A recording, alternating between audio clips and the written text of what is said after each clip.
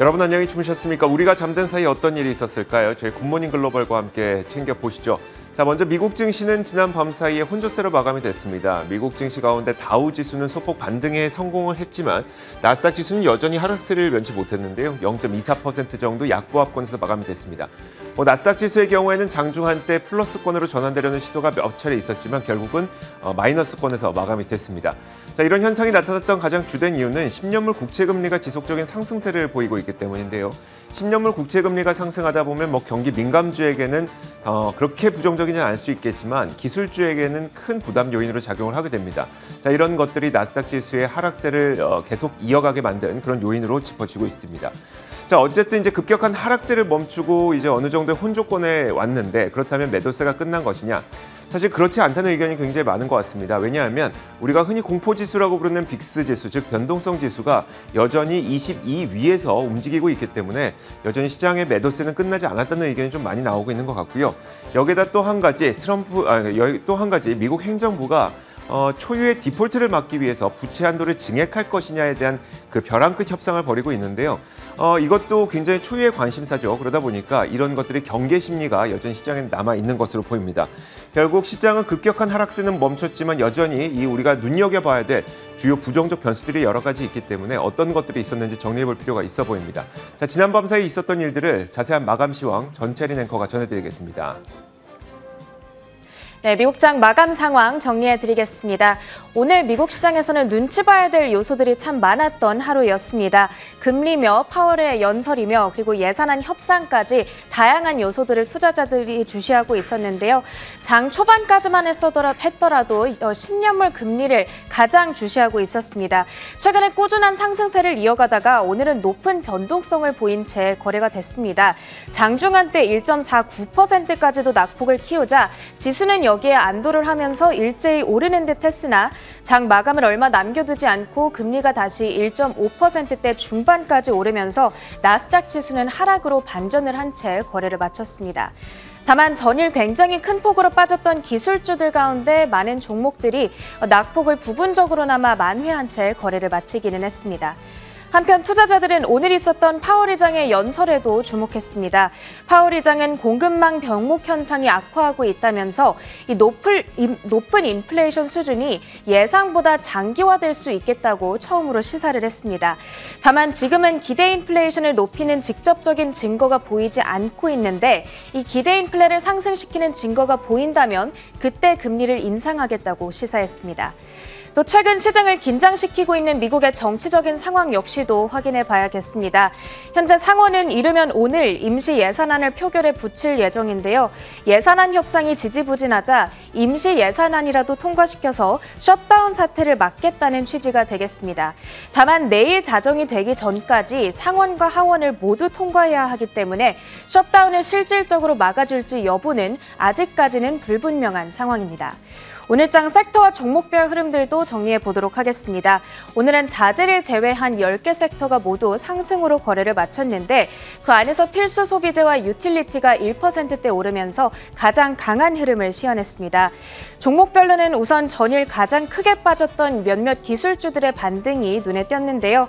빵주 가운데에서는 애플과 넷플릭스 각각 0.6% 그리고 2.6% 상승권에서 거래를 마쳤습니다. 다만 기술주 내에서 반도체 섹터의 분위기는 오늘도 좋지가 못했습니다. 섹터 전반적으로 마이너스권에서 거래를 마쳤는데 마이크론이 컨센서스를 하회하는 내년도 실적 전망을 내놓으면서 실망감을 키웠습니다. 마이크론의 주가는 이 소식에 2% 하락으로 거래를 마쳤고요. 또 반도체 장비주들 가운데에서는 어플라이드 머티리얼즈가 3% 빠지면서 가장 약한 흐름을 나타냈습니다. 한편 최근에 급등했던 천연가스 가격이 급격하게 빠졌음에도 불구하고 에너지 섹터의 분위기 역시도 전반적으로 나쁘지 않았고요. 마지막으로 한 가지 특징주로는 달러트리가 있었습니다. 자사주 매입을 늘리겠다는 발표와 함께 16% 급등으로 거래를 마치는 모습이었습니다. 마지막으로 상품 선물 시장 흐름까지도 정리해 보도록 하겠습니다. 먼저 국제 유가인데요. 이 미국 내 크루드유 재고량이 예상보다 많다라는 소식과 함께 이틀째 하락세를 이어갔습니다. 지난주 미국 내 크루드유 재고량이 460만 배럴로 나타났다고 하는데요. 이 허리케인의 피해를 입었던 걸프만 지역에서의 원유 생산이 재개됨에 따라서 예상보다 훨씬 많은 재고량이 확인된 것으로 보입니다.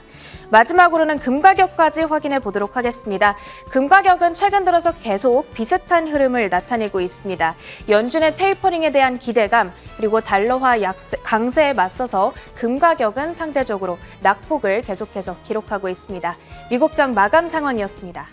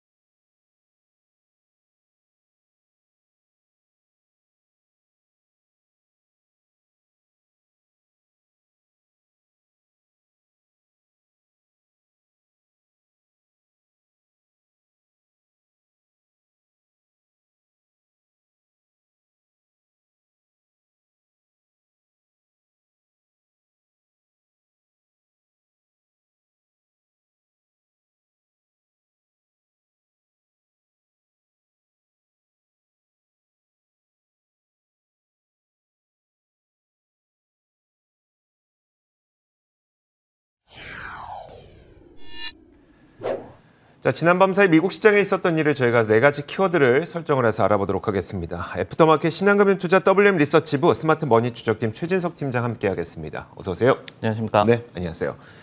자, 매일 똑같이 저희가 첫 번째 키워드부터 공개해 보도록 하겠습니다. 첫 번째 키워드는 바로 이겁니다. 자, 스태그플레이션은 아직이라는 키워드인데요. 일단 그 스태그플레이션이라고 하면 모든 사람들이 인플레이션, 디플레이션보다 더 두려워하는 게 스태그플레이션이 아닐까 싶어요. 그러면 이 스태그플레이션이 뭔지부터 먼저 설명을 좀 해주시고 이슈를 말씀해 주시면 어떨까요? 네. 스태그플레이션이라고 하면은 이제 이 경기가 하강하는데 인플레이션이 가속화되고 그러다 보니까 이제 정책 이반자들 입장에서는 이 인플레를 잡아야 할지 아니면은 경기 하강을 더욱 막기 위해서 경기를 부양시켜야 할지 이렇게 되면서 뭐 정책 측면에서도 좀 혼란이 오는 이런 좀 상황을 얘기하는데 쉽게 말하자면 이제 인플레이션이 발생했길래 인플레이션을 잡으려고 통화를 긴축하려고 보니까 경기가 안 좋은데? 네. 그래서 경기가 안 좋으니까 통화를 완화시키려고 하다 보니까 물가가 높은데 어디서 어떻게 통화를 완화시 이런 상황을 말씀하시는 거죠? 네, 그럼 네. 뭐 오고 가도 못하는 그런 네. 상황인데요. 1973년 그리고 1974년에는 이제 오일 쇼크까지 겹쳤기 때문에 네네. 그때 이제 스태그플레이션에 오일 쇼크까지 해서 미국 경제가 굉장히 좀 안 좋았던 그런 시기를 뭐 기억하는 분들도 있을 겁니다. 그래서 이제 스태그플레이션이라는 단어만 나와도 사실 시장에서는 상당히 두렵게 좀 반응을 보이긴 하는데, 근데 이게 스태그플레이션 아직이다. 뭐 지금은 걱정할 때 아니다라는 분석이 나왔나봐요. 네, 그렇습니다. 최근에 이제 증시 변동성이 확대된데도 이 말씀을 하신 것처럼 스태그플레이션이라는 그런 공포감이 좀 엄습을 했기 때문이다. 이런 네. 해석들이 나오고 있는데요. 한 베테랑 이코노미스트가 아직 스태그플레이션은 아니다라고 주장을 하고 나섰습니다. 하이 프리퀀시 이코노믹스라는 기관의 칼 웨인스버그라는 그런 인물인데요. CNBC와의 인터뷰에서 이렇게 밝혔습니다. 그는 이 높은 인플레이션 전망이 여전히 일시적인 공급 이슈 때문이며 가격 상승이 지속할 것이라는 기미는 보이지 않는다라고 주장을 했습니다. 그러면서 인플레이션이 이벤트가 아닌 프로세스다. 그러다 보니까 좀 장기화될 수는 있는 것이다라고 얘기를 했고요. 그러면서 우리는 이 공급 측면에서 일시적으로 새로운 현실에 적응하고 있는 그런 단계다라고 얘기를 했습니다. 그러면서 지금은 1973년이 아니다라고 일단은 시장을 조금 안심시킬 만한 네네. 그런 발언을 전했습니다. 자, 그렇다면 스태그플레이션이 과거에는 어떤 이유에 의해서 일어났길래 우리는 이렇게 스태그플레이션에 대한 공포를 갖고 있는지 그 이유들은 과거엔 뭐였었어요? 네, 이제 과거에는 뭐 이 유가가 굉장히 많이 상승했던 적도 있었고, 네. 그리고 이제 경제 상황이 또 안 좋았던 적도 있었고, 뭐 이 정책적으로 좀 실패한 경험도 있었고, 이런 상황이었는데요. 최근에 여기에 더해서 스태그플레이션에 대한 공포가 왜 높아졌느냐, 이 네. 관련해서 좀 복기를 해본다면은 앞서서 이제 말씀을 드렸듯이 스태그플레이션이라고 하면은 인플레이션은 높게 유지가 되는데 경제 성장은 둔화하고 실업률은 또 높아지고, 그러다 보니까 정책 입안자들도 인플레이션을 억제하느냐 경기를 부양해야 하느냐 헷갈리는 상황이다라고 말씀을 드렸습니다. 최근에는 원자재 가격 상승세가 이 같은 공포감에 좀 불을 지폈던 것 같아요. 예를 들어서 골드만삭스가 브렌트유가 올해 $90를 돌파할 수 있을 것이다라고 전망을 한 바가 있었고, 그리고 시티그룹도 최근에 올 겨울에 천연가스 가격이 뭐 4배로 뛸 수가 있다라고 또 전망을 한 바가 있었기 때문에 이런 부분들이 이제 과거와 비교를 해서 원자재 가격 상승부터 굉장히 좀 걱정거리로 좀 작용하는 그런 모습이었습니다. 이 가운데서 이제 성장 측면에서는 중국에서 헝다그룹이 파산 위기설이 불거졌고, 그리고 중국에서 또 이제 전력난이 굉장히 좀 부각이 되고 있죠. 네. 그러다 보니까 골드만삭스가 중국에 대한 성장 전망을 또 하향 조정을 하면서 성장 측면 그리고 이 인플레이션 측면 모두 다 과거에 좀 공포를 떠올리게 하는 그런 모습들이 최근에 나왔고, 전망들도 좀 제시가 됐었기 때문에 네. 증시와 채권 가격이 모두 다 하락하는, 채권 금리가 많이 좀 상승을 하는 이런 좀 공포감이 그만큼 올라왔다, 이렇게 정리를 할 수가 있겠습니다. 알겠습니다. 일단 과거에 스태그플레이션이 나타났을 때에는 인플레이션이 너무 높아지는 것을 막기 위해서 일단 긴축을 했더니 경기가 무너지더라라는 것들을 많이 확인을 했었고, 그러다 보니까 이제 최근 10년 들어서는 통화 완화를 조금 더 적극적으로 하는 그런 분위기가 있었는데, 과연 이번에는 어떻게 될 것이냐, 많은 분들이 좀 공포감을 갖고 있었지만 지금 시장에서는 이게 공급망의 이슈 때문인 것으로, 그렇기 때문에 공급망만 풀리면 괜찮아질 것으로 보고 있다. 이것이 여전히 월가의 중론인 것으로 보입니다. 이런 의견들이 좀 많이 나오고 있어요. 자, 이어서 다음 키워드도 한번 살펴보도록 하겠습니다. 다음 키워드는 이겁니다. 일시적이라면서 라는 키워드인데요. 자, 그동안 파월 의장이 계속 지속적으로 강조를 했던 게 물가 상승하는 게 일시적이다, 단기에 그칠 것이다, 곧 풀릴 것이다, 이런 이야기였습니다. 그렇다 보니까 시장 참가자들은 많은 안심을 하면서 또 시장도 꾸준히 올라왔었는데, 지난 밤 사이에는 약간 그 뉘앙스가 바뀌었어요. 자, 파월 의장이 결국에 인플레이션은 완화되긴 하겠지만 지금과 같은 인플레이션 압박은 내년까지는 이어질 것으로 본다, 이렇게 이야기를 전했습니다. 파월 의장은 이날 유럽 중앙은행이 개최한 행사에 패널로 등장을 해서 공급망 이슈와 또 병목 현상이 나아질 기미를 보이지 않는다는 점이 실망스럽다면서 기업 이익 마진율이 점차 안 좋아지고 있다고 설명을 했습니다. 그러면서 인플레이션이 우리가 기존에 생각했던 것보다 좀 길어질 수 있다면서 인플레이션 압박이 해소되는 시기는 내년이 될 수 있다는 점을 염두에 둬야 된다고 설명을 했는데요. 그러면서도 병목 현상이 원래대로 완화가 되고 또 수요가 팬데믹 이전 수준으로 돌아가게 될 것으로 기대한다면서 2022년은 상당히 강력한 경제 성장의 한 해가 될 것이다 라는 이야기도 덧붙이기도 했습니다. 자, 한편 지난 FOMC 당시에 연준은 올해 근원 물가 상승률 전망치를 3.7%로 상향 조정을 했는데, 지난 6월에 3%로 제시했던 것에 비해서 상당히 높은 수준이죠. 그만큼 최근 확인되고 있는 경제 지표에 따르면 인플레이션 압박이 거세지고 있다는 것은 부인할 수 없는 사실이거든요. 결국 인플레이션이 해소될 수는 있겠지만 이 일시적이라는 단어가 우리가 기존에 생각했던 것보다는 좀 상당 기간 긴 시간이 될 수도 있다는 점을 염두에 둬야 된다는 이야기입니다. 자, 그렇다면 팀장님, 인플레이션이 생각보다 길어질 수 있다면 이것이 혹시라도 시장에 악영향을 줄 가능성은 어떻게 봐야 될까요? 네, 이제 인플레이션이 장기화되는 것을 우리가 걱정하는 이유 한 2가지 정도로 꼽아볼 수 있을 것 같아요. 첫 번째는 인플레이션이 좀 높게 유지가 되면서 연준의 긴축 시기가 빨라질까 봐 걱정한다라고 보여지죠. 이와 관련해서는 이제 와튼 스쿨의 제레미 시겔 교수가 최근에 연준의 인플레이션 전망이 너무 낮다라고 얘기를 하면서 결국은 인플레이션이 좀 계속해서 높아짐에 따라서 연준의 긴축 시기가 빨라질 것이고 이것이 증시에 충격을 줄 것이다라고 얘기를 한 바가 있었습니다. 그리고 이제 두 번째가 앞서서도 설명을 드렸지만은 경제 성장세 둔화와 맞물린 스태그플레이션. 물론 이제 앞서 그 전문가는 아니다라고 밝혔지만은 시장에 어쨌든 간에 좀 관련한 공포심이 있는 것만은 인정을 해야 될 것 같습니다. 결국은 그렇기 때문에 앞으로 연준의 스탠스 변화 기미, 그러니까 인플레이션이 장기화됨에 따라서 긴축 시기를 과연 빠르게 가져갈 것이냐, 이 부분이 좀 중요할 것 같고요. 그리고 두 번째가 경기 전망에 대한 변화, 그러니까 경기의 성장 전망에 대해서도 계속해서 좀 악화가 될 것이냐, 이 부분이 또 중요할 것 같습니다. 아직은 성장세가 완전히 소멸되는 것이 아니라 조금은 지연될 것이다라는 쪽으로 월가의 중론이 좀 형성되고 있는 것 같은데요.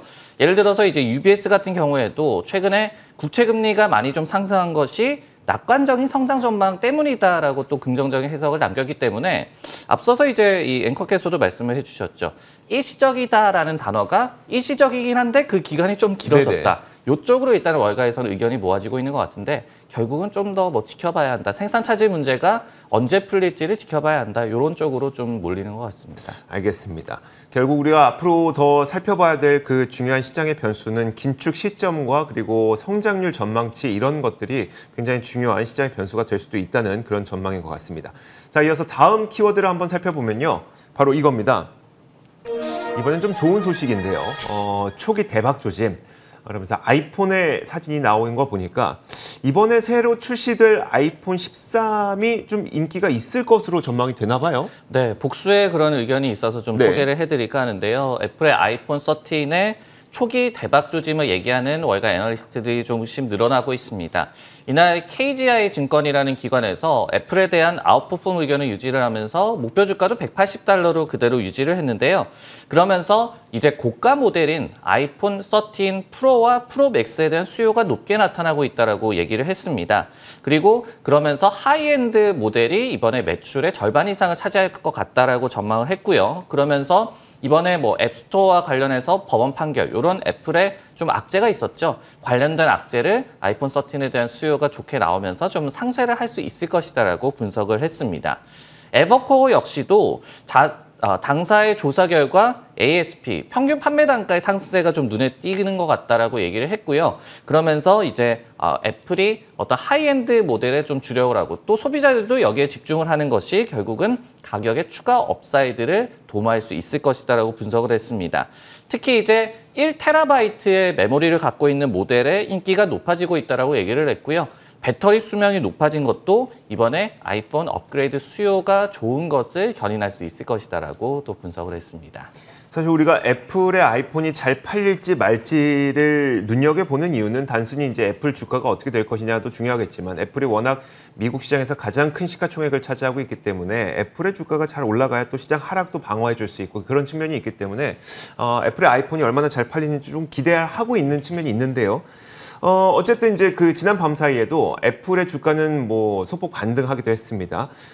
그렇다면 혹시 우리가 좀 눈여겨봐야 될 잠재적인 리스크 요인 이런 것들도 있을까요, 혹시? 또 그런 얘기를 하게 되는데요. 네네. 수요는 좋은데 공급이 문제다. 이런 문제 얘기를 해드릴 수밖에 없을 것 같습니다. 이 애플 아이폰 13과 관련해서도 잠재적인 악재는 결국은 공급망 차질이다. 이런 얘기들이 요즘에 나오고 있는데요. 9월 28일에 이제 니케이가 보도를 했습니다. 아이폰 13의 고객 인도 시간이 조금씩 길어지고 있다라고 얘기를 했거든요. 그러면서 이것이 새로운 카메라 모듈을 조립하고 있는 이 베트남에서의 코로나19 확산세 때문이다라고 해석을 했습니다. 그러면서 기사에서는 이르면 이 10월 중순경에 이 같은 생산 차질이 좀 완화될 수 있을 것으로 내다보고 있는데요. 결국은 이제 애플 같은 경우에도 지금 아이폰 13의 수요는 좋은데 얼마나 많은 물량을 만들어낼 수 있느냐가 좀 관건이 될 것 같습니다. 그러니까요. 얼마 전 나이키 실적에서도 나왔던 것처럼 이제 그 수요의 문제가 아니라 공급망 이슈 때문에 주가가 하락하게 되는 경우도 꽤 많이 있어서 이게 어떻게 해결되느냐를 좀 잘 지켜봐야 될 것 같습니다. 사실 이게 공급망 이슈는 지금 파월 의장도 명확한 해답을 못 내리고 있는 것으로 보이니까 진짜 전 세계 사람들이 모두 다 어떻게 될지 좀 지켜보고 있는 상황인 것으로 저희는 좀 봐야 될 것 같아요. 혹시 또 추가적인 말씀 있으실까요? 아니면 아니요. 근데 이제 제가 드리고 싶은 말씀은 네네. 그렇기 때문에 이제 애플 같은 경우에도 지금 하이엔드 모델 얘기가 많이 나오잖아요. 왜냐하면은 물량이 좀 한정적일 수 있기 때문에 Q는 좀 기대할 게 없다. 네네. 근데 이제 P를 주목을 해야 된다. 퀀티티와 이제 프라이스를 말씀을 그렇죠, 드리는 네. 건데 그래서 이제 뭐 소비재 기업들도 어떤 고가 상품 라인에 더 집중을 하고 그리고 뭐 한정된 물량이 있다라고 한다면은 이왕이면 비싼 거를 파는 게 좋으니까 네. 마진에도 도움이 되니까 이런 부분을 또 신경을 쓰고 있다. 그렇기 때문에 이런 뭐 소비재 기업 그리고 뭐 애플 같은 하드웨어 생산하는 기업도 그렇고 이런 고가 모델, 뭐 평균 판매 단가, 뭐 마진 이런 네. 얘기가 또 화두가 좀 될 것 같습니다. 알겠습니다. 자, 다음 키워드 한번 볼 텐데요. 다음 키워드가 방금 말씀하셨던 이 가격과 직접 연결된 키워드입니다. 한번 보자면 바로 이겁니다. 가격 결정력. 사실 이게 우리가 실생활에서 흔히 쓰는 말은 아닌데 이게 인플레이션만 되면 이 단어가 굉장히 많이 들립니다. 그래서 대표적으로 가격 결정력이 있는 기업들을 명품 기업들로 우리가 대표적으로 꼽는데 그 이유가 가격이 높아도 사람들이 사는 것, 그게 가격 결정력이 있는 기업이다라고 얘기를 하기 때문입니다. 자, 그렇다면 인플레이션 시에는 이런 가격 결정력이 있는 기업에 투자라는 말을 많이 들으셨을 텐데, 자, 그럼 이 기업들이 어떤 기업이냐? UBS에서 그 기업의 리스트를 꼽았습니다. 그 리스트를 오늘 한번 보여드리도록 할 텐데요. 자, 인플레이션이 높아지게 될 때는 가격 결정력을 통해서 좋은 퍼포먼스를 보일 기업을 꼽는 게 상당히 중요하죠.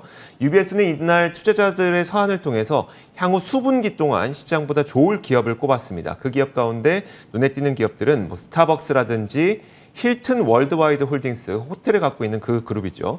캐리그 닥터페퍼, 닥터페퍼라는 음료수를 갖고 있는 기업이고요. 해즈브로, 뭐 장난감 기업인데 이제 마블 피규어를 많이 생산해서 마블이 많이 이제 유행을 했을 때 해즈브로도 굉장히 유행했었죠. 그 기업입니다. 자, 이런 기업들을 꼽아왔는데 UBS는 그러면서 운송 비용의 급등이라든지 원자재 가격의 상승, 공급망 이슈, 임금 상승 이런 것들이 지금 나타나는 현상을 고려하면 향후 수분기 동안은 이런 기업과 같이 가격 결정력과 관련된 테마가 시장에 계속 확산될 것이라고 전망을 했습니다.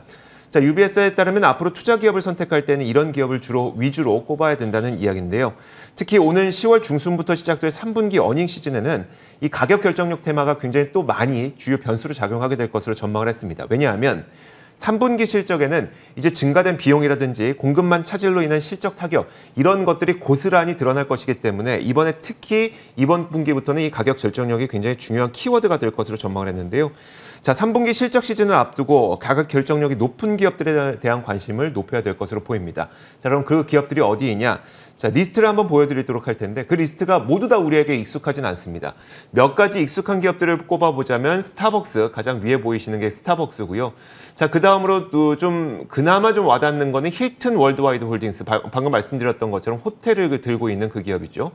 캐리그 닥터페퍼 음료수를 갖고 있는 기업이고, 뭐 솔라리지 테크놀로지스라든지 제네럴 홀딩스는 에너지 기업이고요. 그 아래로 보이는 해즈브로 이런 기업들이 그나마 좀 우리에게 낯설지 않은 그런 기업들인 것 같습니다. 자, UBS가 꼽은 이런 기업들 가운데 공부를 해보는 것도 좋을 것 같은데, 자, 저는 이 가운데 가장 첫 번째로 꼽혀 있는 그 기업이 가장 궁금하더라고요. 스타벅스. 자, 그럼 스타벅스는 사실 꽤 오래 그냥 $100 인근에서 오락가락하고 있기 때문에 자, 스타벅스에 대한 월가의 시각은 요즘 어떨까요? 결국은 이제 스타벅스 커피 500원 올랐다고 사람들이 안 사 먹지 않을 거다, 뭐 이런 분석인 것 같은데, 이날 이제 미국 증시에서 달러트리 주가가 16%나 급등을 했죠. 네네. 천냥마트인데 자사주 매입을 발표를 했고, 그리고 $1 이상의 제품의 판매를 늘리겠다라고 발표를 한 것이 시장에 굉장한 환호를 좀 불러일으켰습니다. 그만큼 이제 고가 제품, 물론 뭐 달러트리 같은 경우에는 $1.5, 뭐 $2 이런 제품이겠지만은 네. 원래 팔던 것보다 비싸게 파는 것에 대해서 얼마나 소비자들 아니면 시장에서 원하고 있느냐. 비용 전가가 그만큼 중요하다. 이런 부분을 좀 보여주는 것이 달러트리의 오늘 주가 움직임이지 않을까라는 생각이 드는데요. 네. 그런 의미에서 이제 스타벅스에 주목을 하라라는 그런 UBS의 조언인 것 같습니다. 근데 일단 최근까지는 말씀해 주셨듯이 스타벅스 주가가 굉장히 지지부진하죠. 그리고 이제 투자 의견 측면에서도 조금은 좀 눈높이를 좀 낮춰야 한다는 투자 의견이 좀 많이 나오고 있는데요. 네. 최근에 이제 스티펠 같은 경우에도 매수 의견을 유지를 했지만은 목표 주가를 $135에서 $130로 하향 조정한 바가 있었고요. 그리고 이제 9월 초에도 도이체방크가 보유 커버리지를 개시를 하면서 목표 주가를 $130 아래로 이제 제시를 했습니다. 이런 부분들이 결국은 리오프닝 기대가 조금 사라지고 그러면서 좀 모멘텀이 약화된 스타벅스의 그런 움직임을 투자 의견에서도 좀 반영을 하고 있는 것 같은데요. 가격 결정력 이런 화두가 좀 떠올랐을 때 스타벅스가 과연 뭐 주목을 받을 수 있을지 좀 네네. 지켜보는 것도 좋은 관전 포인트가 될 것 같습니다. 알겠습니다. 개별 종목이 진짜 이번 3분기 실적의 가격 결정력으로 인해서 갑자기 빵 뜬다 뭐 이런 얘기는 아니겠지만 어쨌든 이번 분기부터는 굉장히 가격 결정력이 최대 화두가 될 수도 있다는 점도 염두에 두시면서 투자에 임하시면 좋겠습니다. 자, 지금까지 애프터마켓은 신한금융투자 WM 리서치부 스마트머니 추적팀 최진석 팀장과 함께했습니다. 고맙습니다.